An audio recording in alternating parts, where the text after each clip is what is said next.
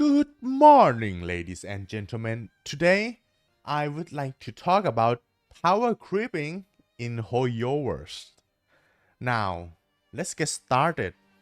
So, my first question is, why does it matter?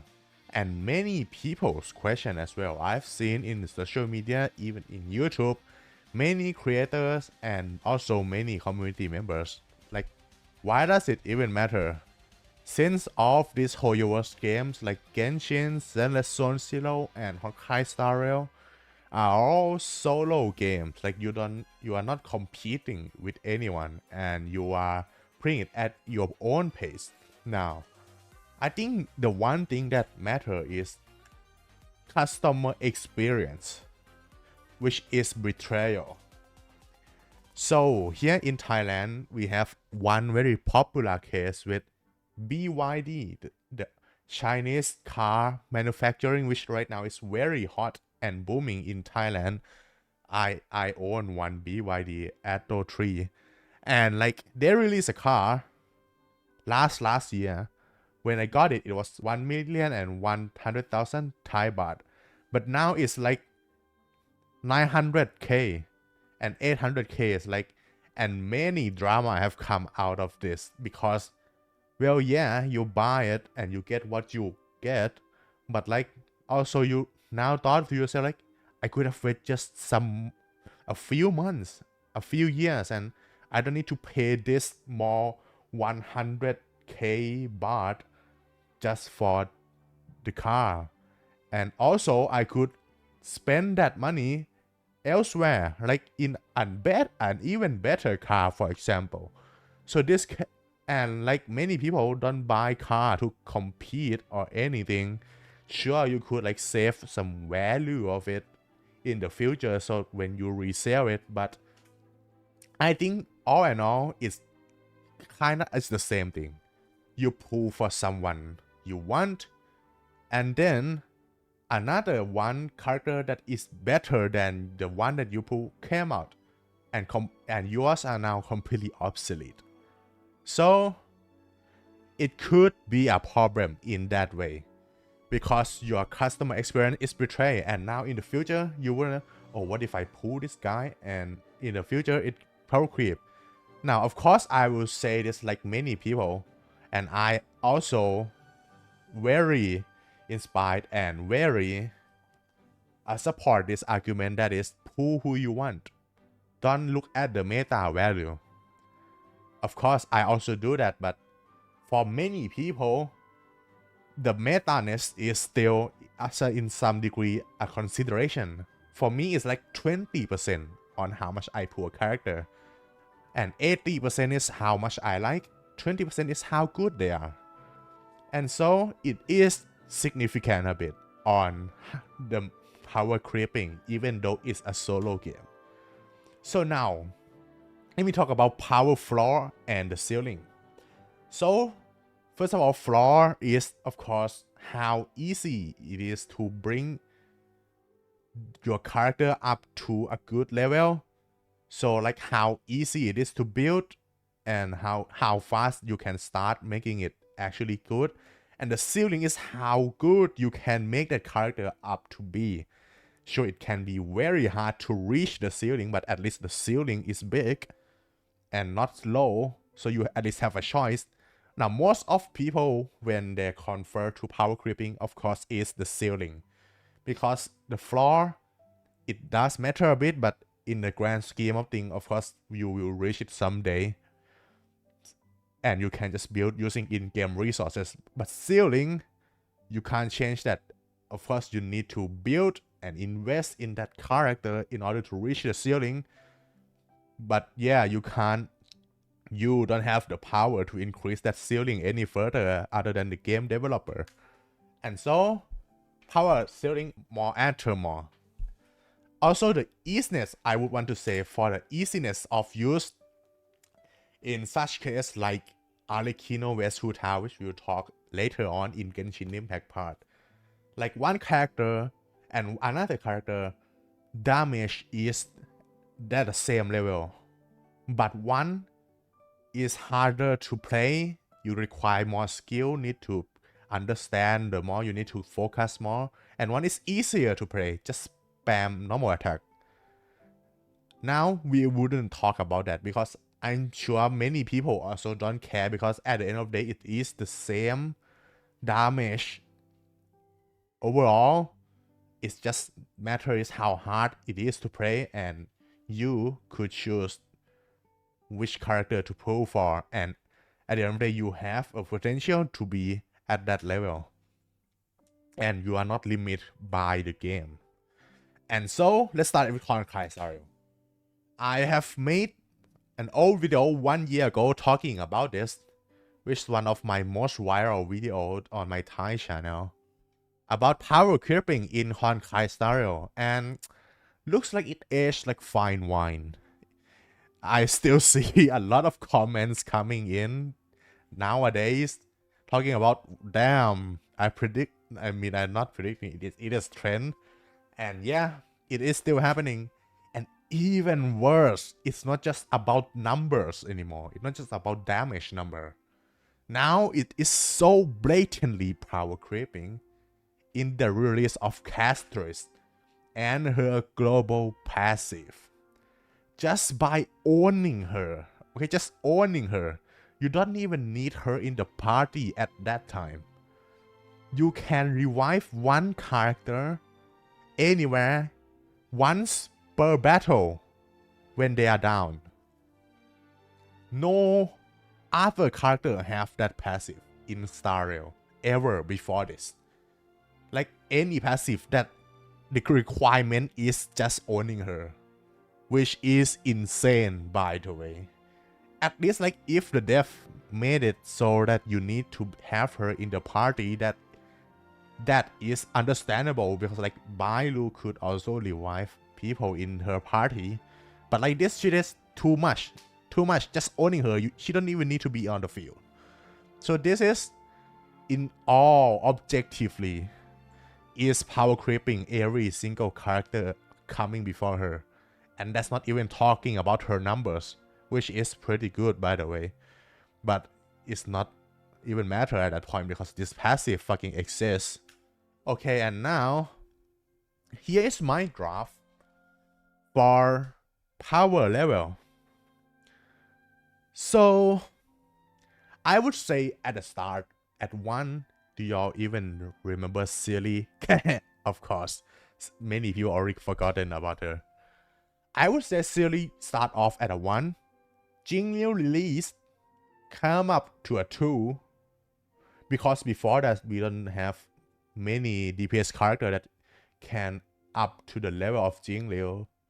Like Yan Xing is mid, Clara is not as good and have some downsides. So Jingliu already up there. Acheron release is 3.5. The ceiling is increased higher. Okay, I'm not talking about the floor here. The ceiling is increased higher, and Castris I give it an 8. From 3.5 to an 8 because just that one passive. And also her number is impressive. So I don't need to say any more about this. Honkai Star Rail is power creeping in terms of character. And so in the future, you might need to consider the metaness of and the power creep potential of future character. So overall, just pull for who you want, really. Genshin Impact. So a lot of people point out these 3 as the culprit for Genshin Impact power creeping. Not Arikino mostly of the time, but mostly Nivet and Mavica. So I think it is true to some degree, of course. Nivet I think is not as blatant as Catris, but his number is basically power creeping. Before this, I would even say when the release of Dendro, it's not power creep yet. Because I think that is another new way to play the game. Right? It's another new way to play the game. But the ceiling is still the same. The damage ceiling is still the same. Of course, you are easier with Dendro, maybe with Hyper Boom. raise the floor a bit because it's easier, but the ceiling most of the time is still the same, okay? Nahida is pretty good, but also Dendro MC is pretty good as well. But with the release of Nivelet, our previous Hydro on-field DPS is only Child and Ayato. And Nivelet just triumphs them all. Literally, these two characters got forgotten now. Nobody plays them unless you are main them and you wanna play them, or you're doing some kind of challenge. But yeah, Nivelet triumphed them all. With his self-healing capabilities and damage output and ease of play as well, even though we are not discussing that right now. Now, Arlecchino, I would argue, is not that much power creep. Many people know that Arlecchino have about the same damage ceiling as Hu Tao. But the ease of it is much better because she is much easier to play versus Hu Tao that you need to jump cancel, you need to punch, you have to manage your stamina, blah blah blah. But the damage ceiling is ultimately the same. Maybe higher because you can save yourself more. But with Mavica, I would argue also around the same. Now Mavica off-field is pretty okay, but we also have another character off-field that has been here with us since 1.0, which I will talk about later, so it doesn't matter. On-field, she can output around also the same, maybe a bit higher in some circumstances than Arlecchino and Hu Tao. But of course, the big caveat with her is that she is better to play with Natlan character with the Night Soul mechanics, with her burst. And thus she have some downgrades, and I would say around the same. Like her power creeping is not blatant as Nivelet, because Nivelet doesn't require anything. His damage is high, he just need one E, one burst, charge, he can even heal himself. The one thing he needs is resistance to interruption like a shielder, but that's not hard to come by nowadays. So Nivelet is a blatant power creep, but I would say at least they are slowing it down a bit for now. And also the existence of the Power 5, which is these 5 4-star character that has been with us since we had 1.0, also kind of is defeating the power creep allegations in Genshin. Bennett, Xiangling, Xingqiu, Sucrose, and Fischl all are still pretty meta and OP by today's standard right now. Okay, even Yamiko vs Fischl, we don't talk about that. Like, this character triumphs many of the 5-star character released and is still very good supports and damage dealer. And so, like, what's the point of power creeping if you already have OP characters that can do that thing better since 1.0, and they are 4-star, much easier to get. So they are kind of defeating the purpose now. Now I think this is good for the game, like having some OP characters since the start that remain the OP. Some might argue otherwise, but I think it's just a good choice for the player. I mean, you could just pull Yamiko and still play her, even though Fischl will do more damage in the long run, but you could still play her. And so I would say this is actually the part of power creeping in Genshin, the artifacts. We start with VV or Viridescent Venera since 1.0, which I will guess I will not call power creep because it's 1.0. There's nothing to be creeping power yet. And then we have Marechaussee, which I would say still not power creep as much. It is much more universal, because as long as you have Furina, you can put this in many of the DPS, but still the 2-piece bonus is normal and charge attack damage bonus. So like not every DPS gonna get to use that. And also you get 38% crit rate, which for the time is pretty high for anyone to use. But then we have these two sets from Natlan. Obsidian Codex, which basically make all Natlan on-field DPS much easier to build. I would say that ceiling is around still the same, but is much easier to build. And in terms of the set, is better power creep to the previous DPS artifacts. You get 15% all-round damage bonus just from having a nice soul burst and on-field, and 40% crit rate. That's 4 more than the previous. And of course the Scroll of Cinder City, which is much better for all support from that land overall. And so I would say like, but this artifact though, an artifact you can farm. So power creep in characters is power creeping that are which affect your wallet. But power creeping artifact is power creeping that affect your time. It's up to you which one you value more, but of course this you can get eventually, and everyone gonna have the same effect except whales, which not everyone is.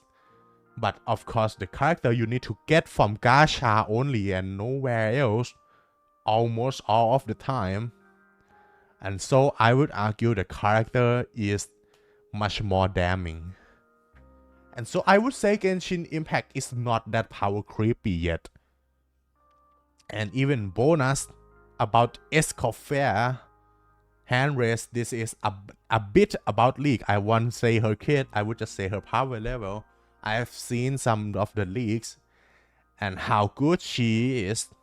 So, but I will still don't think she is power creeping.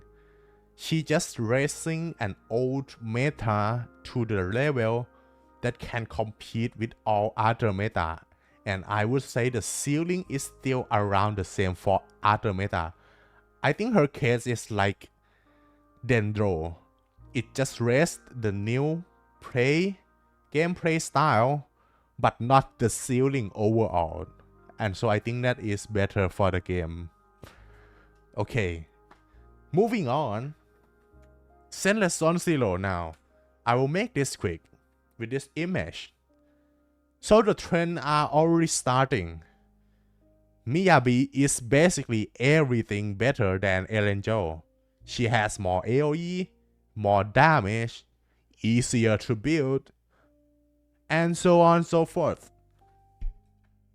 Now it's just one character, so I would say Zenless can't be computed right now because we don't have a sample size that big yet. It's not even been 1 year since the game release, so I think that's all, Zenless. And so in my conclusion, Honkai Star Rail is blatant power creeping. Just the fact that this shit exists. Genshin is a bit power creeping now. I would say you don't need to be aware of it that much, but nice to be aware of. And also these 5 exist still to at least pull this down. And the main point of Genshin is the artifact set, which of course you can get over time and don't need to spend any money and just depend on your luck. And so that's all. How do you guys think about power creeping in hoyoverse game? I know many of the issues, but we'll see in the future. Make sure to comment your thoughts and like this video. And subscribe to this channel if you like my first vid as English. And see you later in the next video.